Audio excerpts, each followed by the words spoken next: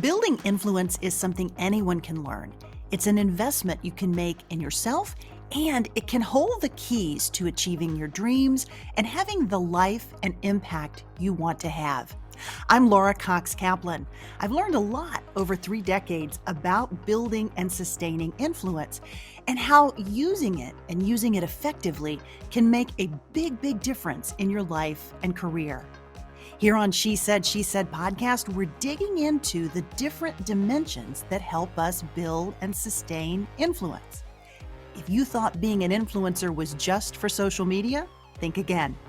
Whether you're starting a business, raising money for a cause, negotiating a promotion, running your household, or trying to connect with those who don't share your views, understanding and using the different dimensions of influence will increase your chances of success, whatever your goals may be.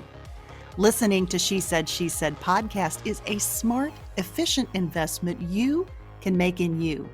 I'm really glad you're here, and I'm excited we're on this journey together.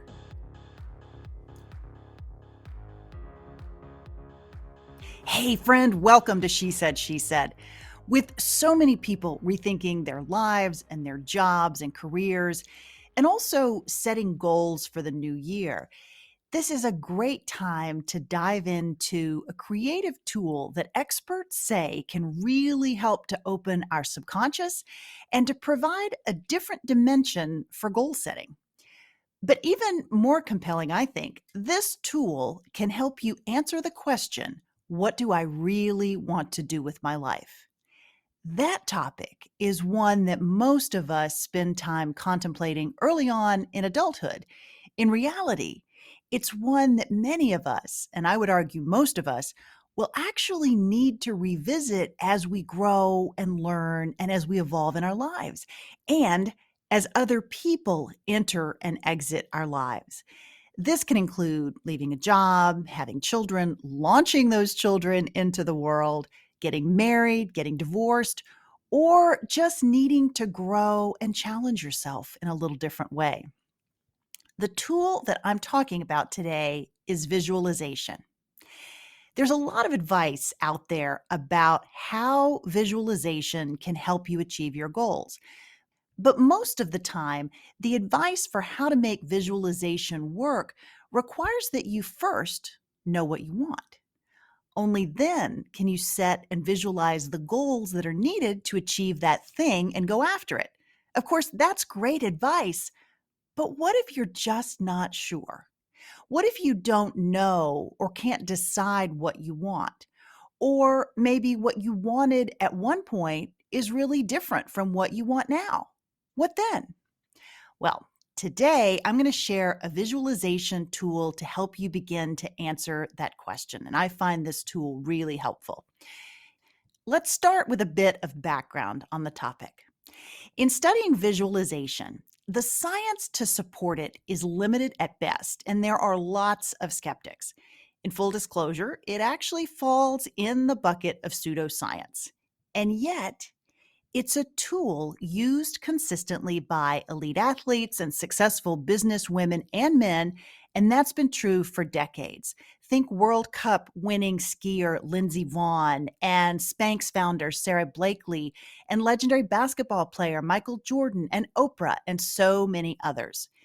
These high achievers contribute at least some of their success to the power of visualization techniques and what those techniques have had on their lives. In interviews, all of these folks have talked about how visualization practices have helped them cultivate a sense of belief, have helped them build their confidence, and help them create motivation. So why do they believe it works? It's based on the concept of the law of attraction. You know, the ancient idea that our lives are what we manifest through our thoughts. It's like mindset that we often talk about here on She Said podcast, but on steroids. And some proponents say the law of attraction is supported by theories from quantum physics, including some moderately supportive statements by one of the founders of that field, Nobel Prize winner Max Planck. Planck essentially acknowledged the power of the conscious mind when focused on a goal or outcome. Bottom line, you won't find any studies that conclusively prove the existence of the law of attraction. And yet, for many, it is a critically essential tool when combined with hard work and dedication that's aimed toward a particular objective. Now, if you're a regular listener to this podcast, you'll remember singer songwriter and one time David Bowie backup singer M. Griner, who talked about visualization being the key to helping her manifest the book that she ultimately wrote and joined me to talk about in episode 172. If you haven't heard that episode, be sure and go back and listen to it. So, with all of those caveats in mind, let's go back to the question that I promised to answer and where we started this conversation. How can we use visualization and the law of attraction to help us figure out what we want and then how to achieve it? Here's where vision boards come in. Have you ever made a vision board? Typically, it's a visual representation of images that represent goals or aspirations. But for the purposes of this exercise, the goal is to actually open your subconscious to see possibilities that you might not otherwise be inclined to recognize. And here's how it works.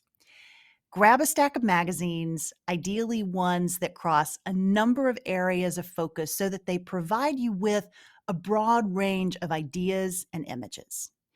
Pictures are really important here, obviously, but so are words. And you can also do this with Pinterest, or you can print out images or photos from your phone or computer. But I personally like magazines the best. I try to gather between 6 and 10 or maybe 12 different ones so that I have a lot to work with. I sit down with scissors and those magazines and I clip anything that speaks to me, even if I don't have a specific reason. Just focus on the images and the words that seem to resonate with you. It doesn't have to make sense at this stage, and you don't really need to edit yourself. Vision board experts advise that you find a quiet space and that you spend several hours doing this. Now, that's great if you have it, but I like to do this with my kids. We'll put on music that all of us enjoy, and we'll each clip things into our own individual piles. It's an individual exercise for us rather than a communal one, although you could certainly do this as a family. Just clip until you feel you have enough to work with. Next, go back through your pile. Look at each photo and each word or image that you pulled and ask yourself which of these things still speaks to me and which ones don't. Once you've whittled down your pile or confirmed that you have what you think you need, get a glue stick and a large piece of poster board or foam board. You can also use a half sheet poster board if you're more comfortable with that, and start arranging the words and images on the board. Glue them down in a visual manner that speaks to you.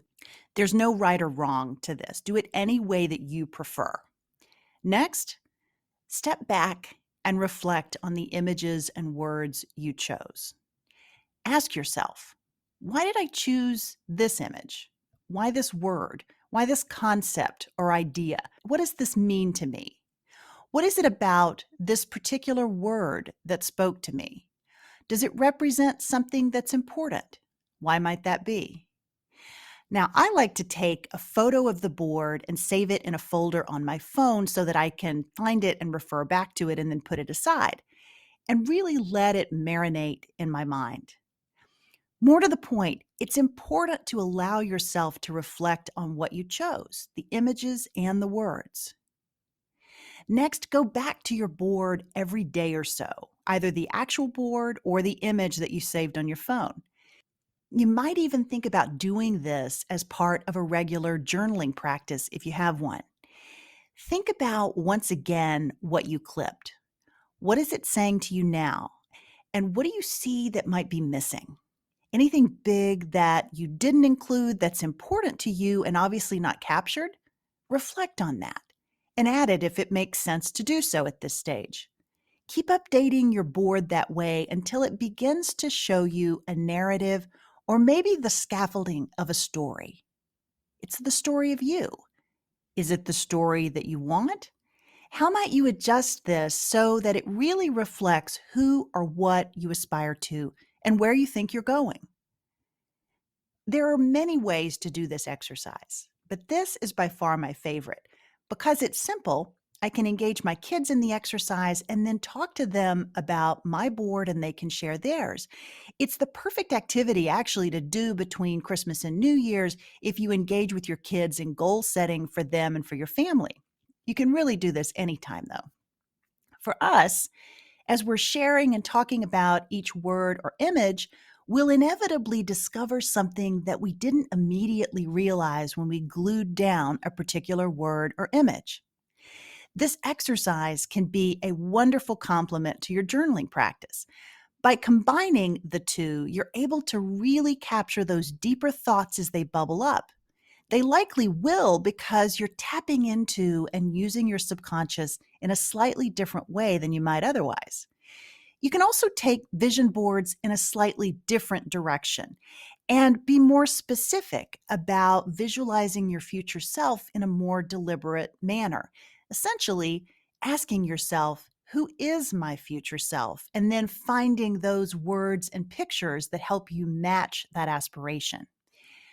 But the reason why I like the less structured approach that I talked about earlier is that it can sometimes yield more surprising results. And the part I really love, it can generate ideas that you might not otherwise have considered. It's really your preference, and maybe try it both ways and see which one you like the best. Most importantly, though, approach this with an open mind. Try not to discourage yourself from picking something that seems to appeal on a less conscious and less obvious or maybe a deeper level. Now, give this a try and let me know what messages jump out for you and if any of those messages surprise you. Also, let me know what happens if anything shifts after you have a chance to marinate or reflect on this exercise a bit. I love to reflect and let ideas both resonate and also bubble up. It's often where my best ideas come from, as long as, and this is key, I allow myself some patience and some grace and some space to reflect. When I do, it really helps me get in the zone to think more deeply and to write. I hope that the same will be true for you, whatever your personal objectives and challenges this year may be. And I hope that you found this little tool helpful. I'd love to hear. As all of this relates to influence, building and sustaining it requires that we also take time to reflect on what's really important to us. Only then can we double down in a focused way and work toward achieving those goals. Friend, thanks so much for listening. By the way, if you missed our kickoff episode this year with professional paper organizer and founder and CEO of Organize 365, Lisa Woodruff, be sure to check that out. It's episode 176. Lisa will give you great motivation for tackling not only your paper clutter, but doing so in a way that really is about helping you find more time to do the things that you want. I can't think of a better investment in your future self or a better way to build influence than having more quality time to do it. Until next week, take care. Let me know how your vision board exercise goes, and I'll talk to you again real soon. She Said podcast is produced weekly by She Said Media.